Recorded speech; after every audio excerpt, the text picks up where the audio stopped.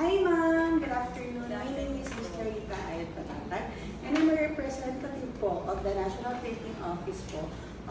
Today po, we are conducting interviews po sa mga clients namin. This is in compliance with the ARTA, and also you can call me Elsie na lang po for short. What's your name, ma'am?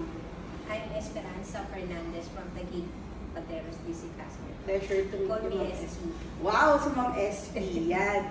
So, ma'am, yung 3 questions po natin. First is, how was your overall experience po? Service experience sa National Actually, Printing pang Office. ngalawang beses ko na itong bumalik dito. Mas mabilis ko ngayon. Dito na lang. Improvement. Sure. Ayun. Number 2 po is, were you able to complete your transaction within the expected time? Yes po. Ayan. Nami-meet naman po. Namimit naman. Mas mabilis yung process. Yes po. Bali, number 3 po, last question. Were you treated with courtesy and guided throughout the process po? Ako, ay mga po, na masyadong friendly po. Mhm. Pagpasok ko lang namin, siya na po yung tumulong sa akin. Very approachable pa. Ayun lang naman po, no further questions. Pero if you have comments, suggestions, and recommendations, you can also, naman po, meron po ba?